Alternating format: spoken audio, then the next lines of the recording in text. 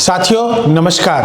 अभी जो BPSC pre को लेकर सबसे इम्पॉर्टेंट बहस का विषय बना हुआ है वो है क्या कि आयोग के द्वारा एक केंद्र पर परीक्षा रद्द किया गया है और वो केंद्र भी सबको पता है। और इस रद्दीकरण को लेकर ये जो एग्ज़ाम को कैंसिल किया गया है और उस कैंसिल करने को लेकर छात्रों के मन में कई तरह के असमंजस की स्थिति है, उस पर भी हम लोग आएंगे।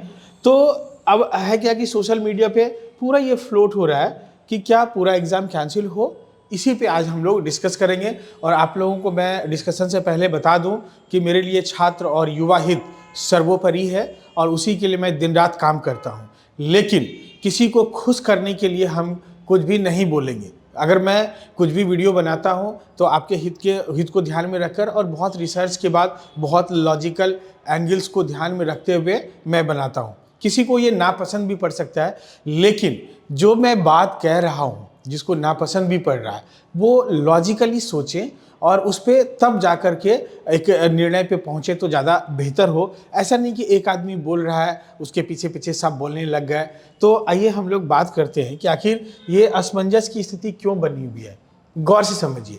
यहाँ मैंने एक आपके लिए देखिए ध्यान से इसको, अगर आप पढ़ेंगे तो सबसे पहले मैंने लिखा है कि असमंजस की स्थिति के जो मुख्य कारण हैं वो दो मुख्य कारण हैं।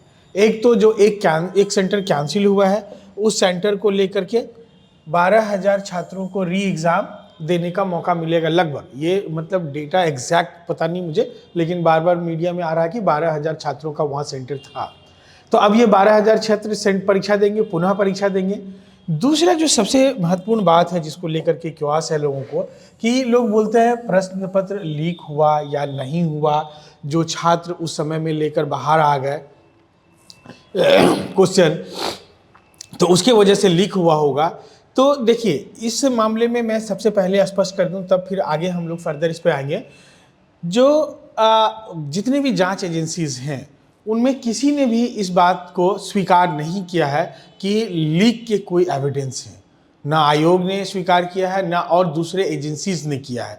और दूसरे मतलब जो छात्र हैं और बाकी जो लोग हैं, मीडिया के भी लोग हैं, उन लोगों से भी मैंने कई लोगों से बात की। तो कहीं छोटा बहुत कभी जनरेटर बंद हो गया, इस तरह का क्योस होता रहता है, तो उन सब बात को लेकर के जरूर कहीं कहीं बात हुई है, लेकिन पेपर लीक हुआ ऐसा कोई एविडेंस नहीं है। जबकि पहले जो पेपर लीक हुए थे 67 के, उसमें पूरा प्रॉपर, या TRE 3 का, तो उसमें प्रॉपर एविडेंस था और जिसकी वजह से वो कैंसिल भी हुआ। तो जब एविडेंस होता है तो पुलिस भी पीछे काफ़ी सक्रिय होती है, क्योंकि आजकल पेपर लीक बहुत कॉमन हो चुका है, तो पुलिस भी काफ़ी सतर्क रहती है। तो इस मामले को लेकर कि कोई स्टूडेंट भी अभी तक कोई कंक्रीट नहीं बोल रहा है। लोग बोल रहे हैं, संभावना व्यक्त कर रहे हैं कि हुआ होगा या हुआ है, लेकिन मतलब they do not have any evidence in favour of question leak.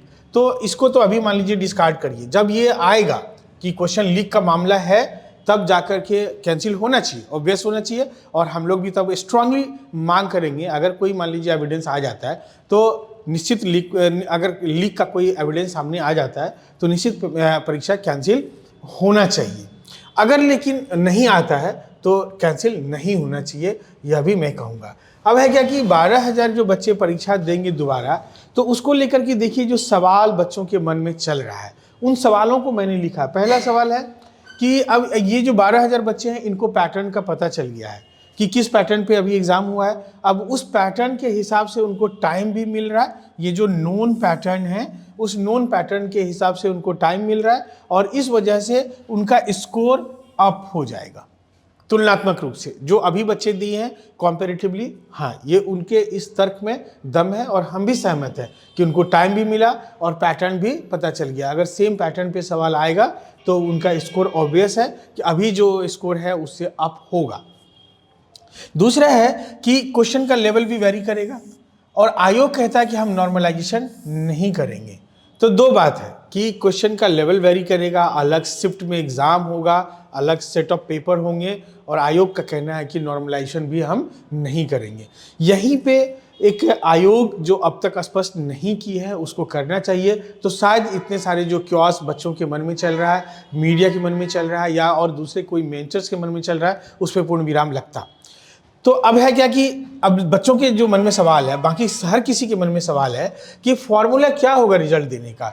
ये जो वेरिएबल शिफ्ट है, वेरिएबल लेवल ऑफ क्वेश्चन है, वेरिएबल नंबर ऑफ स्टूडेंट है, तो आखिर वो रिजल्ट कैसे करेंगे, रिजल्ट कैसे देंगे, और ऐसा रिजल्ट हो जिससे कि किसी के साथ इनजस्टिस ना हो, इसके लिए उनके पास क्या फॉर्मूला है यह आयोग स्पष्ट नहीं की है। तो यहीं पे हम आयोग से मांग करना चाहते हैं कि वो इस बात को स्पष्ट करे कि आखिर वो कौन सा फॉर्मूला को एडॉप्ट करने जा रही है, जिससे ये जो डिफरेंसेस हैं अभी, जैसे अगर मान लीजिए हम लोग 4,83,000 एक वॉल्यूम पकड़ ले तो उसमें 4,71,000 मानते हैं, सब अपेयर नहीं हुए हैं, लेकिन यहाँ और 4,71,000 और ये 12,000 बच्चे दो अलग शिफ्ट में एग्जाम दे रहे हैं, नंबर इनका अलग है, क्वेश्चन अलग है। तो आखिर कौन सा फॉर्मूला के तहत वो रिजल्ट देगी आयोग, तो उसको ध्यान में देना चाहिए और इसको बहुत क्लियर, बहुत मतलब पारदर्शिता के साथ सबों के सामने लाना चाहिए क्या उनका फॉर्मूला है, जिससे कि किसी के लिए इनजस्टिस का मामला न बने। एट मैक्स एब्सोल्यूट जस्टिस नहीं हो पाएगा, लेकिन एट मैक्स 99.9% उसको जस्टिस मिल जाए, ऐसा कोई फॉर्मूला सामने आए। इसी के तहत हमने एक मतलब कैलकुलेट किया है, वो कैलकुलेशन आप लोगों को हम दिखाना चाहते हैं। अब ये ऐसा नहीं है कि आयोग का कैलकुलेशन है, ये मेरा अपना कैलकुलेशन है कि अगर इस तरह से रिजल्ट को निकाला जाए तो without normalization at max, absolute justice का बात हम नहीं करते, लेकिन एट मैक्स 99.9% जस्टिस हो जाएगा, उसमें किसी को ऑब्जेक्शन नहीं आना चाहिए। ऑब्जेक्शन बोलने के लिए अलग है, लेकिन मतलब लॉजिकली अगर इसको मैंने बहुत मंथन करके सोचा है, आप लोग भी इस पर देखिए ध्यान से कि हमने एक प्रोपोर्शनल रिजल्ट की बात की है कि अगर आयोग प्रोपोर्शनल रिजल्ट देती है तो उस कंडीशन में मुझे लगता है कि जस्टिस हो जाएगा। अब आप देखिए कि सपोज 25,000 रिजल्ट को हम लोग एक एग्जाम्पल कर लेते हैं कि 25,000 रिजल्ट आयोग को देने का मतलब चांसेस है। सपोज करिए कि 25,000 रिजल्ट, ये इसको भी आप एब्सोल्यूट वैल्यू मत मानिए, लेकिन हमने हाइपोथेटिकली सोचा कि 25,000 रिजल्ट आने वाला है, जो अभी अनुमान हम लोग लगा रहे हैं कि 11-12 गुना भी आएगा, तो उस हिसाब से भी 25,000 के अराउंड में रिजल्ट आएगा।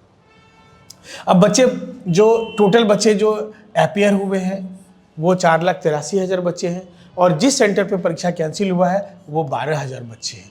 तो उसमें से घटाइएगा तो हमारे पास वॉल्यूम बढ़ता है 4,71,000 और ये 12,000, दो वॉल्यूम्स हैं हमारे पास। ये अपेयर हो चुके हैं, इनको अपेयर होना है, तो दो वॉल्यूम है। और हम लोग मतलब प्रोपोर्शनल रिजल्ट की अगर बात करें तो जो 25,000 हमारा रिजल्ट है, अगर उसको हम लोग एक एग्जाम्पल के तौर पे देखें, और अभी जो बच्चे 4,71,000 जो जिनकी परीक्षाएं हो गई है और उसको अगर भागा लगाएंगे तो टोटल रिजल्ट लमसम इतना आता है 24,378। और उसी तरह से अगर हम लोग 12,000 बच्चों के लिए गणना करें तो उसका रिजल्ट आता है 621। ये मतलब है कि प्रोपोर्शनल रिजल्ट में इतना वैल्यू आएगा। तो और थोड़ा बहुत जो एरर होने का चांसेस है, स्टैंडर्ड डेविएशन और स्टैंडर्ड एरर, स्टैटिस्टिक्स में पढ़ते हैं, किसी को अगर जानना हो तो जान लीजिएगा। कोई भी एक्सपेरिमेंट करते हैं तो थोड़ा बहुत एरर होता है, उस एरर को रेक्टिफाई करने के लिए हमने इसको राउंड ऑफ कर दिया कि आप 24,378 के बदले में 25,000 कर लीजिए और इनको 621 के बदले में 700 कर लीजिए, और इन दोनों को मिलाकर 25,700 रिजल्ट, 600-700 रिजल्ट। मान लीजिए अगर 25,000 देने का प्लान था तो उसमें 600-700 रिजल्ट अगर आप बढ़ा देते हैं और प्रोपोर्शनेट रिजल्ट देते हैं तो मुझे लगता है कि हर किसी के साथ जस्टिस हो जाएगा, और ये जो एग्ज़ाम का रीबर्डन है उससे भी बच जाएंगे और इनजस्टिस भी किसी के साथ नहीं होगा। अगर मान लीजिए कि एग्ज़ाम, मान लीजिए कि री एग्ज़ाम अगर होता है तो क्या मतलब आप लोगों को लॉस होगा, उसको भी जानने की ज़रूरत है कि अगला जो अभी है, मान लीजिए तुरंत में एग्ज़ाम फिर एस्टैब्लिश होगा नहीं, जनवरी, फरवरी और मार्च जो है बोर्ड एग्ज़ाम चलता रहता है, अप्रैल में आपका चांसेस बनता है प्री होने का, या अगर अप्रैल में नहीं हो पाया तो मई जून जुलाई सब बारिश का मौसम आता है, वैसे भी टल जाएगा। फिर इलेक्शन ईयर भी है, कहीं ऐसा नहीं हो कि ये उसका भेंट चढ़ जाए और उसके बाद फेस्टिवल बैक में फिर ये एग्ज़ाम जाके अगले साल इस समय में हो। तो मुझे लगता है कि मतलब वो एक खतरा है। अगर पेपर कैंसिल नहीं हुआ है, कैंसिल के एविडेंसेस नहीं है, मैं स्ट्रांगली कहता हूँ, तो इस तरह से प्रोपोर्शनेट रिजल्ट दे करके जस्टिस के साथ इसको कंडक्ट किया जा सकता है। एक बात। दूसरी बात, जो मतलब बार बार ये दीवार की बात कही जा रही है कि कुछ बच्चों को चिन्हित सीसीटीवी फुटेज के माध्यम से चिन्हित करके दीवार करेंगे, तो इस मामले में मैं मतलब आयोग से आग्रह करूंगा। मैंने न्यूज़ चैनल पे भी कहा है और अभी भी मैं आग्रह करूंगा आयोग से कि इतना मतलब इस तरह का डिसीजन ना लिया जाए, क्योंकि जो छात्र हैं जिनको आज उपद्रवी कहा जा रहा है, तो आखिर उनका इंस्टिगेशन पॉइंट कहाँ से है? वो सिस्टम में त्रुटि हुई, उसके वजह से वो इंस्टिगेट हुए। वो ऐसा नहीं कि प्लान करके गए हल्ला करने के लिए। उपद्रवी किसी एक सेंटर पे खास करके नहीं जाएंगे, अगर करना होगा तो उनको अलग अलग सेंटर पे। बच्चे कम ज़्यादा नंबर ला सकते हैं, लेकिन मुझे नहीं लगता कि कमीशन का कोई बच्चा उपद्रवी होगा।